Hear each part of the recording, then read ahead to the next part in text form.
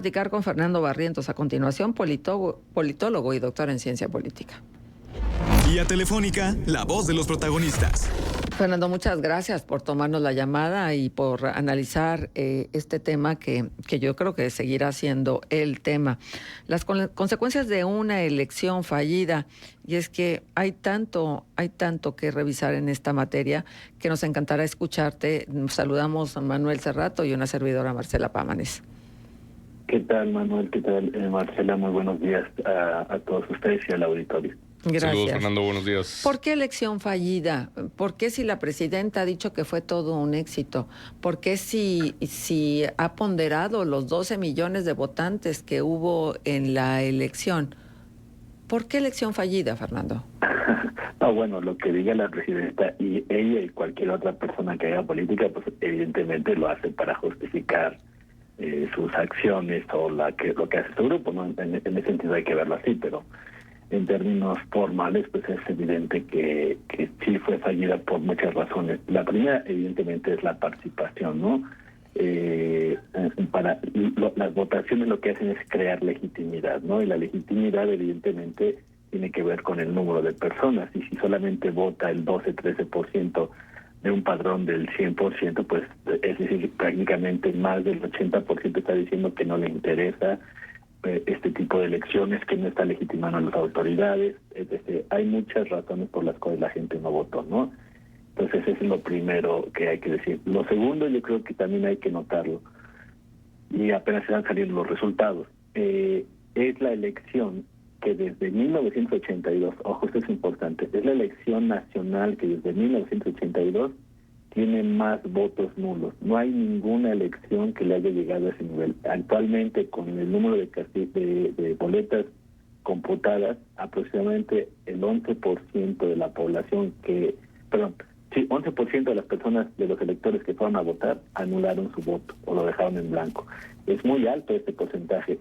La única elección en la cual se llegó más o menos a un nivel, y eso apenas cercano al 5.5%, fue en el 2009, cuando hubo un movimiento para anular el voto y el voto en blanco.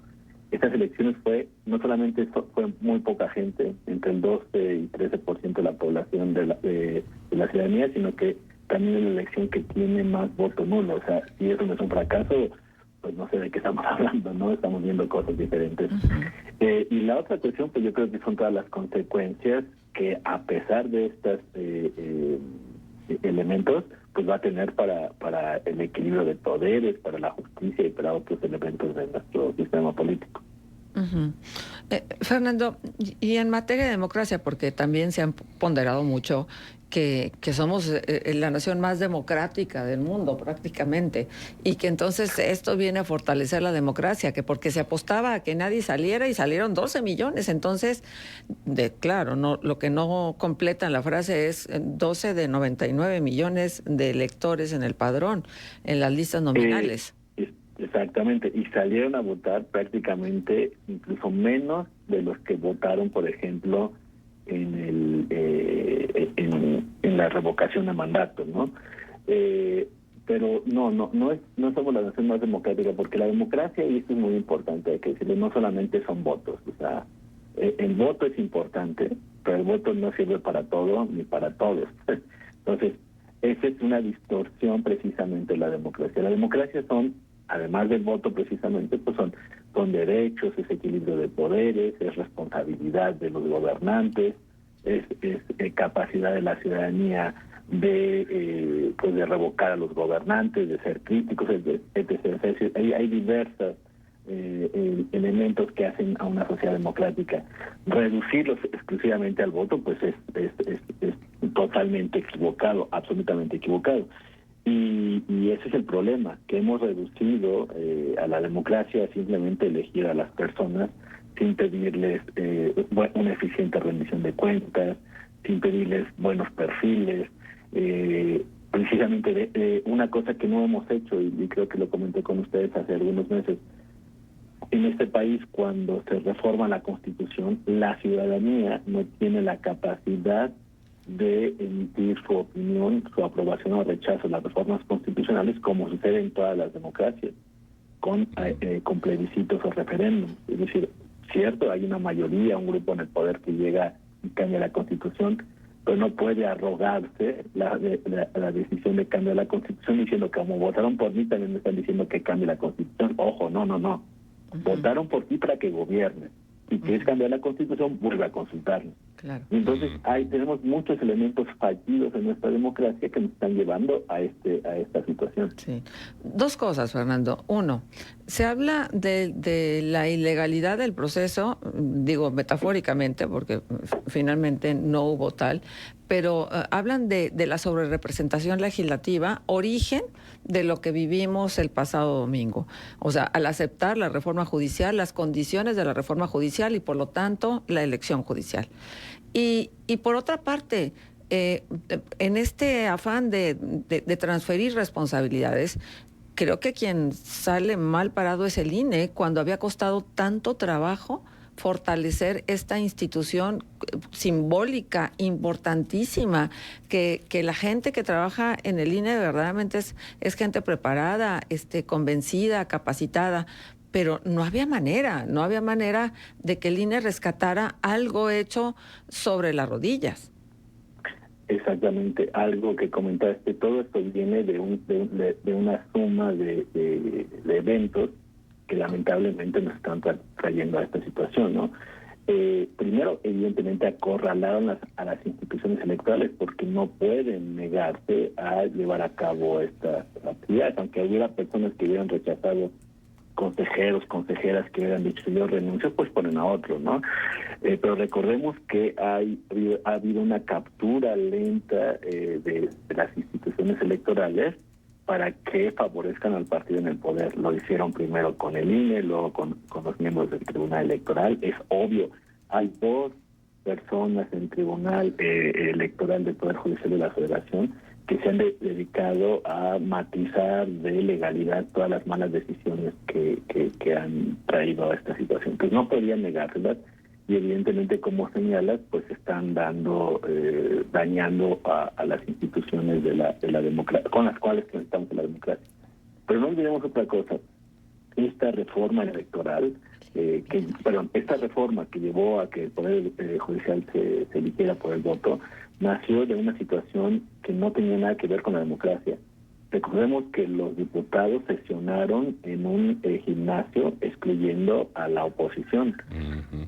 Ahí aprobaron la primera parte de la reforma, luego pasaron al Senado y en el Senado le faltaba un voto y amedrentaron a un senador corrupto que a cambio de impunidad les dio ese voto que les faltaba. Y luego en congresos locales hubieron casos en los que se votó en menos de 5 horas o 3 horas, es decir, no hubo deliberación, no hubo ponderación, no se escuchaban a los expertos, no hubo deliberación, es decir, todos esos elementos que hacen que una decisión sea verdaderamente democrática no estuvieron presentes, simplemente estuvo la cuestión formal de que votaron y ya. Entonces, todo eso sí, hay que recordarlo bien porque es lo que nos tiene aquí, ¿no? Uh-huh. Sí, efectivamente. Y ahora, Fernando, ¿qué pudiera seguir después de lo que se vivió el domingo? Se están realizando los conteos, ya después se sabrán resultados de manera oficial de esto que fue la elección de integrantes del Poder Judicial.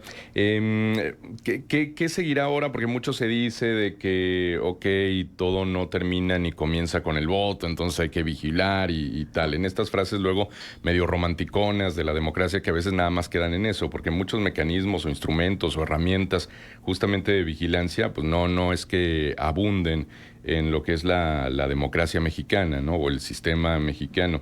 Y si esto ya se sacó a voto popular, pues entonces tendría que haber rendición de cuentas, o esos quienes aparecieron en la boleta tendrían que aparecer de cara a la sociedad, pues transparentando lo que hacen, ¿no? Pero ¿cómo se podría hacer eso? O ya porque va a existir un tribunal de disciplina judicial y que también se votó por sus integrantes, ya a ellos les toca y los demás ya desafanémonos, o qué va o puede seguir luego de esto, Fernando.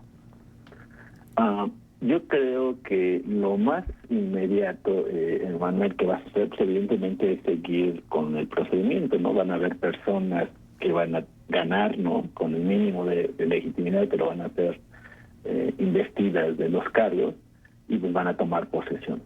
Lo que yo creo que a nivel inmediato y que no lo vamos a observar es que se va a generar una muy mala ambiente organizacional en los poderes judiciales, porque van a estar conviviendo personas electas, que muchas de ellas no tienen el perfil, con personas que llevan años trabajando en los poderes judiciales, que tienen el perfil, que esperaban una oportunidad para subir en el escalafón a partir de sus digamos, de su buen desempeño, etcétera, de cumplir con las reglas de la evaluación, y van a tener que convivir con estas personas. Y para ponerles un ejemplo, simplemente veamos lo que está pasando con la ponencia de la ministra Batres, ¿no? Que es de los ministros la que tiene más rezago en los proyectos, y que la Suprema Corte de Justicia no ha podido avanzar en muchas de sus tareas que tiene, porque ella no ha asistido y porque simplemente no está rodeado de expertos, sino de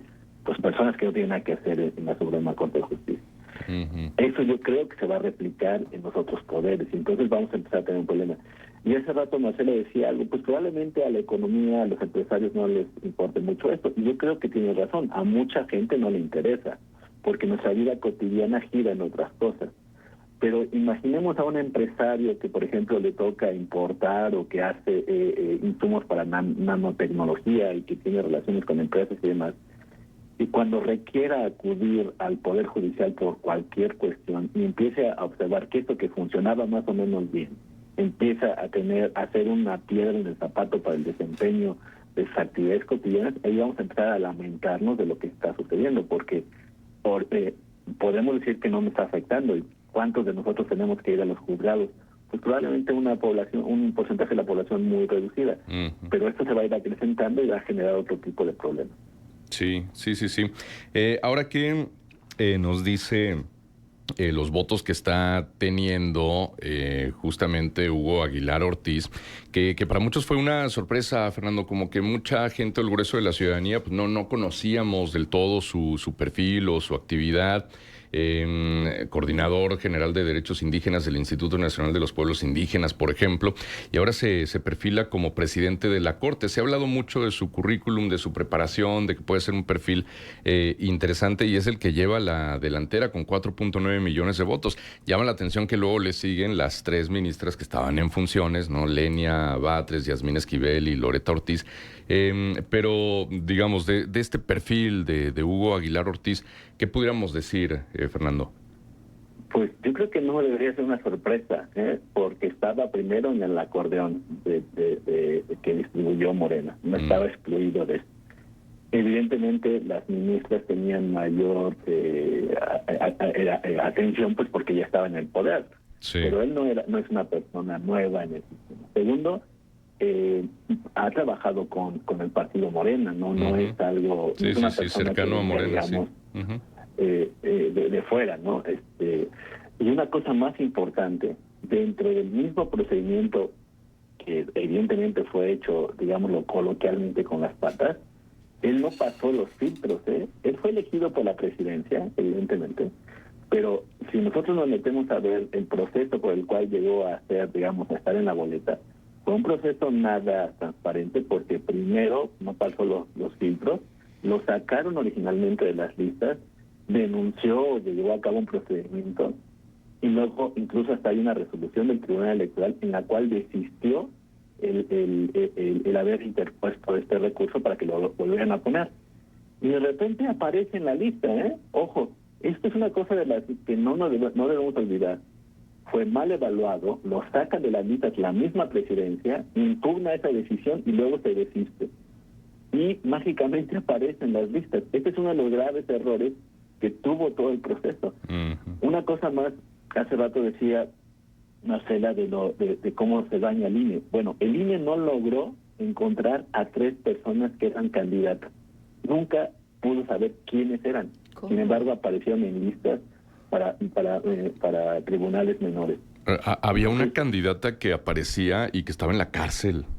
Exacto. O sea, que ese tipo de cosas, caray. Yo en la lista, no sabemos, yo desconozco cuál fue el resultado, pero ella apareció en la lista, no fue excluida. Y este señor igualmente, Igualmente no quedó en la lista pero lo más extraño es que haya impugnado el que lo hayan sacado de la lista. Ojo, lo sacó la misma presidencia, es decir, el equipo de la presidencia que hizo la lista, y luego se desistió. Entonces, hay una cosa ahí muy rara, ¿no?, con este señor Hugo Aguilar Ortiz. Ok, correcto. Ahora también este análisis que se hace y que, por ejemplo, publica hoy Excelsior de cuánto costó la elección. El voto por persona costó 2,5 veces más que la consulta popular, 4 veces más que el costo de las elecciones presidenciales y legislativas del año pasado, más de 6 veces lo que costó el voto de revocación de mandato, esto debido al alto abstencionismo y el presupuesto de 7,000 millones de pesos de la organización electoral. Con todo lo que se vio, Fernando, ¿qué pudiéramos esperar para el 2027, donde va a haber otras elecciones judiciales, donde se van a elegir otros jueces y magistrados que no se eligieron en este año? Y entonces, ¿cuál pudiera ser la experiencia ya considerando lo que vivimos hace un par de días? Yo creo que va a ser algo mucho más grave que esta ponderación del costo del voto, que esto siempre sucede, y eso va a depender del nivel de participación. Ojo, aquí hay una cosa que no debemos dejar pasar. Estas elecciones a las cuales sometieron a línea que las organizaron las hicieron en muy poco tiempo, es decir, en menos de 6 meses. Tuvieron que hacer, como se dice ahora coloquialmente, tripas corazón. Fueron más candidaturas que en la elección del 24. Fueron menos funcionarios de casillas, pero más votos. Fueron más boletas por ciudadano, pero menos instalación de solamente una urna, etcétera. Es decir, hicieron más con menos, independientemente de la votación, del porcentaje de votaciones, que no pueden hacer mucho. Entonces, ¿qué es lo que va a pasar en las siguientes elecciones? Y ahí sí creo yo que va a ser el efecto de esta elección fallida. Pues le van a decir al INE y al Tribunal Electoral: mira, ¿para qué pides tanto para organizar elecciones que hiciste unas elecciones con mucho menos recursos de los que había solicitado?